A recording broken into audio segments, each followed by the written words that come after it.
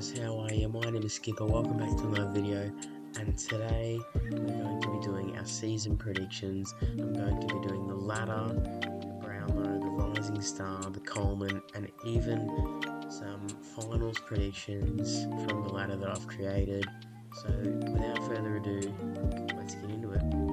So in the 18th spot, I've got the West Coast Eagles. I just think there's not enough there for the Eagles. Obviously last year they didn't have the best year. They had a lot of injuries and COVID downing their lists, but they've got a couple of talented players. Yo is still a bit aged, but he's fine. Oscar Allen isn't bad. They picked up Jaden Hunt, which would be really good for them, but I just don't think they're gonna go too far. I feel like I don't want to put them in the bottom, but this bottom four, you can exchange them any way you'd like, but I still think that West Coast will be in this bottom four. Next up, in 17th spot, I have the Hawthorn Hawks. Now, as I said, exchange this bottom four any way you like, but I don't think the Hawks are making it out of this bottom four. They've got a lot of good talent and pickups. They've got Carl Amon, he'll be really good. Fergus Green, also really good, had a very good pre-season. Hopefully he can keep himself up, but they've just had so much stripped from them. I think over 1,000 games of experience. They've lost Mitchell, they've lost O'Meara, they've lost Gunston, just so much experience gone down the drain. And since they're such a young side, I think it's going to take a little bit more time for them to develop. That's why I've got them so low. Next up, I've got GWS.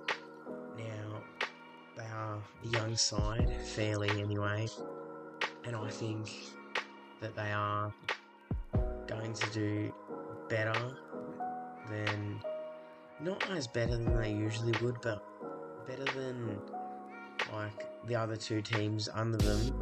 They've got Cadman, who'll be really good, King Elio, Tom Green, they're still going strong.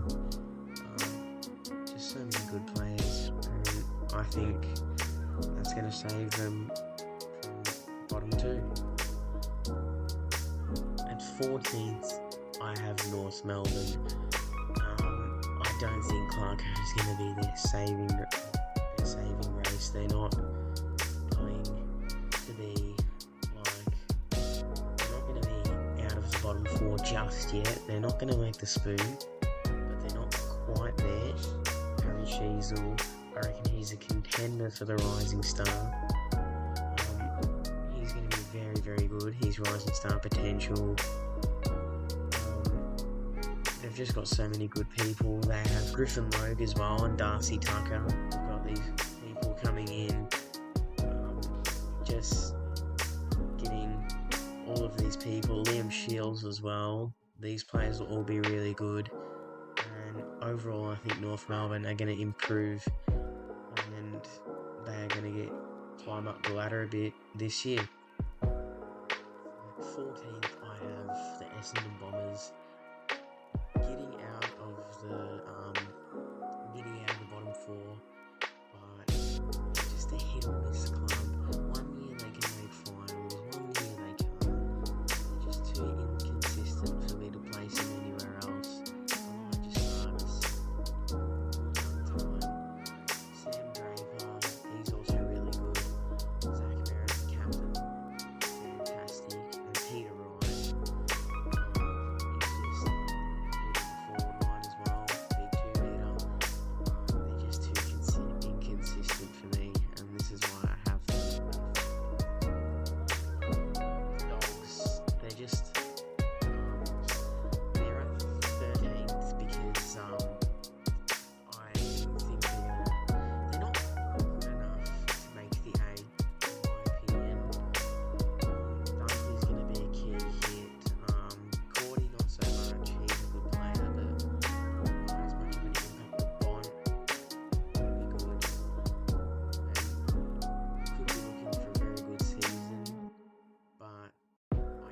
see much in the Dogs.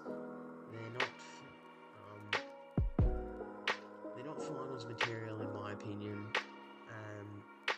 I just think, yeah, that's why I have them at 13th. And I'll move on to my 12th spot. Moving on to 12th, I have the Adelaide Crows.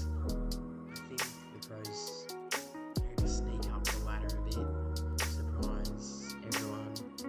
I think they're a fairly young list. It's just gonna, it's taking a bit of time. They've settled into the AFL, all their young kids. Shelley Dawson, the captain, really good. Tex Walker, close to retirement, hopefully in his career on a high. You also got here Isaac Rankins. He's a good pickup. He'll do really well. Obviously, he did really well at the Suns. I think Adelaide, they've just got the potential to climb up the ladder.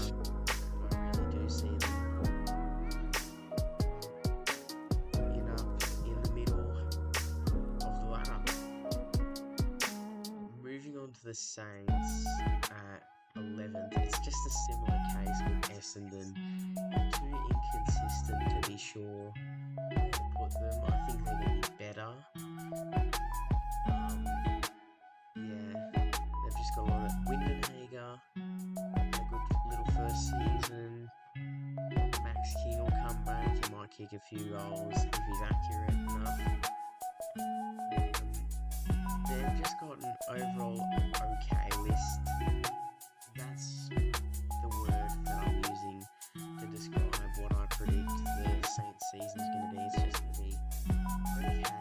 They're not going to have a good season. They're not going to have a bad season. They're just going to be an average team next year. And I still look forward to seeing what they can produce in 2023. At 10th spot, I have the Power. They're a team that's got a lot of good talent. They've got Horn Francis, Bergman, Rosie, Butters. It's just a loaded team. Very good.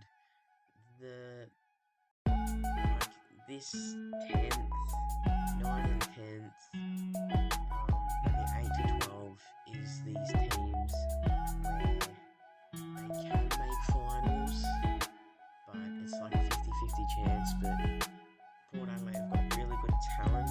My concern is whether or not they know how to use that talent, and I think that's going to be a really big factor in how they go in 2023, is whether or not they use that talent correctly.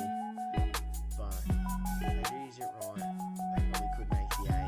But I think the 11th, the 10th range, around 10th, 9th, if I would bump them up, is a comfortable spot to put them. And at 9th, the Swans, I have them just missing out on finals.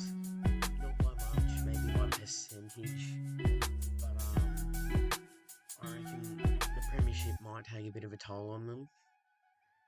But Warner, very good season up and coming, I reckon.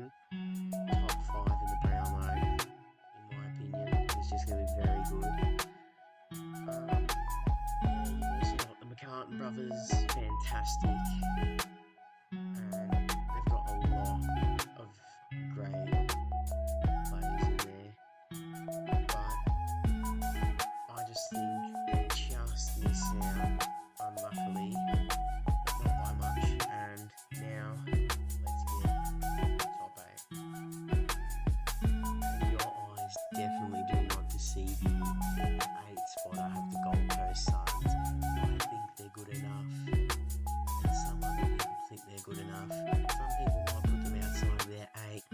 This may be half out of hope, but I actually sort of do think they can make the finals.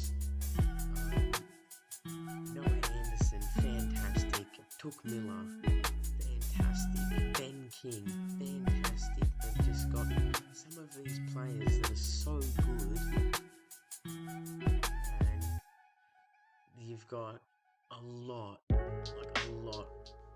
good talent in the Suns list, hidden talents as well, and I just think it is time for the Suns to make finals.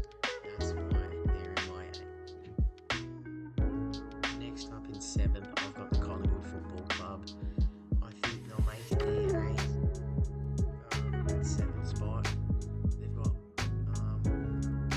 players like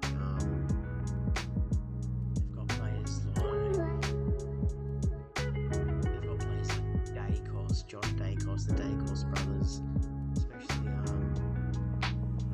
Nick Scott, very nice. He's still very good. Goey's coming back. Just these players, these guys again, and they continue to improve. Guys are dropping a bit of spot from last year, but you're not always going to make the 4, but I think Collingwood is still good enough to make the 8. That's why they're 7th. At 6th, I have my Blue Baggers. I'm not the type to be biased and put my team up top. I don't think we're quite top 4 material. I think we should just dip our toes a bit more, get a little feel of what finals feels like. Obviously, missing out by 1 point last year. I think we just need to get a taste of finals. You've got Conning, he's underrated as a ruckman. You've also got Cripps and Brownlow medalist. You've got your 2 big Brits. You've got Charlie Curnow and Harry Maguire. You've got Jesse Martin as an up-and-coming small forward. You've just got so much depth in that team and a lot of shining stars in that lineup. And Blake Acres as well. He's had a good pre-season for the Blues, and I think they'll go at 6th spot. Rounding off the first half of the 8, I have Melbourne. Not quite making the 4. They've got a good list. You've got a dual Timber Ruckman of Grundy and Gawn. Not sure how you're going to balance them out in the ruck. Grundy could play forward at some points, as we saw. Clary Oliver, Christian Petrarca, Bailey Fridge kicks a goal nearly every game. They're all just tough players, but I think they'll just miss out because there's just, I reckon, 4 better teams, but you could realistically switch them out at 4th spot. But I just think I'm comfortable at the moment with having Melbourne at 5th. And at 4th place, to start off our top 4, I have Fremantle. Just an overall fantastic team. They've got Luke Jackson, which was great. He just wanted to go back to WA where he came from, go back to the roots. And they've also got Andrew Brayshaw, sorry, my mistake. Andrew Brayshaw, I actually thought he was a Brownlow winner last year, but he just missed out in the last couple of rounds. And they've just got so much Hayden Young as well. He's a good backliner, but they're just a really, really good team, and I reckon they can make the 4 this year. 3rd, I have the Tigers. Tigers are really, really strong. Last year, missed out to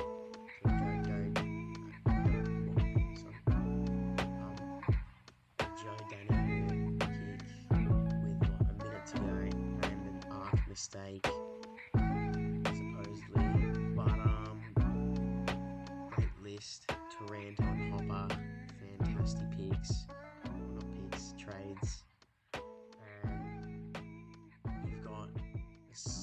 experienced list mixed with young guns.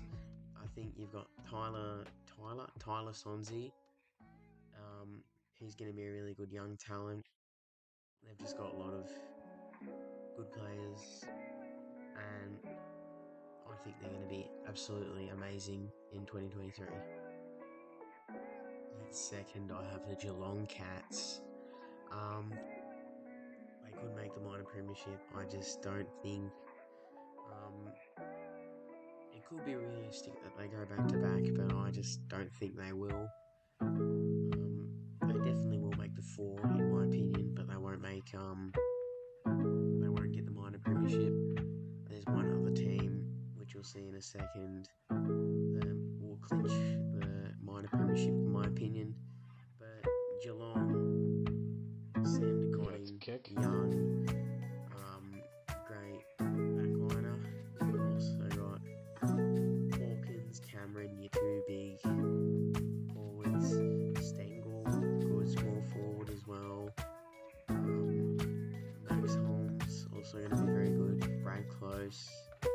Just some of these players you wouldn't expect to have a big role, but they're really underrated players. It's just that premiership team, it looks like it will make finals again. It's just a matter of how high they go. I think they make second, not by much. And if you haven't guessed already, my minor premiers are the Brisbane Lions. They're just so good in my opinion. Dunkley, Gunston, Neal, Harris Andrews, you've just got so much there. It's such a great lineup, and I reckon it is minor premiership material. Honestly, Charlie Cameron as well. Just so much. Daniel Rich as well. He's getting a bit on the older side, but he's still a very good backliner. And Brisbane Lions, it's just such a fantastic lineup, and that's why I think they're minor premiers. And next, we will move on. So in my finals bracket, I have Brisbane beating Fremantle in the first qualifying final, and Brisbane move on to the prelims, while Fremantle have to face off in a semi. I have Melbourne beating Gold Coast in the first elimination final. I just don't think Gold Coast have the potential to go through and beat the Demons, but I reckon they'll give it a good effort. Carlton and Collingwood, what a final this will be. Elimination final number 2. I think Carlton just clinch this victory, but I think this is a potential for an extra time final in my opinion. Then qualifying final number 2, we have Richmond and Geelong. I think Richmond have a little bit of an edge over the Cats in this one. They move on to the prelims. Then we move on to the semis. We have Carlton and Fremantle. Carlton get the job done at the G at home or at Marvel. They probably won't play at Marvel, but I'll move on to the prelims to face Richmond. Then Geelong and Melbourne. I think Geelong beat Melbourne in this one and advance to the prelims. Then we have Richmond and Carlton. I just think that Richmond will get the better hand of us in that match, and they move on to the granny. And then I think Brisbane beat Geelong in a classic close affair. And for the grand final, I have Brisbane winning the 2023 AFL Grand Final. I just think they're getting a fantastic this year, and they will take home the cup. Moving on to my rising star, I've probably got a generic pick, but I have Will Ashcroft. I just think he's too good to not have as the rising star. Nick Dacos was sort of the favourite last year, him or Johnny Newcombe. But I think Will Ashcroft will win the rising star. He's shown early signs of spark in those pre-season games. he's definitely going to make the round one squad, I think. He'll just have a fantastic season, and he'll just be really good. Moving on to my Coleman medal, I have Ben King. I think he's going to have like a Charlie Kerner sort of esque year, where he comes back from injury, breaks out, especially with Gold Coast making finals hypothetically. He's going to be one of those key forwards that the Suns look to go to. He's just going to be so good. I say he kicks 65 goals, maybe over 50. Yeah, definitely over 50. And I reckon he's just going to come back, smash it through the park. And that's who I've got for my Coleman medal. And finally, my Brownlow medal, I have Touk Miller. Starting with getting the Coleman and the Brownlow. It's been done before. Him winning the Brownlow and the Coleman. He was so close to winning last year. I think he has a second go ahead, and he has a fantastic season. Of course, the Suns hypothetically making the 8th, almost even. But even if they just miss out on the final, I think Touk just has a fantastic year. He's just going to be absolutely sensational, getting in the clearances, stoppages, just going to be around the ground, and he'll be fantastic to watch. Sorry for the change in lighting for this, but this is the end of the video. I hope you enjoyed. Don't forget to like and subscribe. Also comment if you know some video ideas. There might be vlog again, because I'll be doing a Q Squad vlog. It's like a special on Sunday. So stay tuned for that. And a lot of big stuff coming up for the channel, but I hope you enjoyed. I'll see you in the next one. Cheers.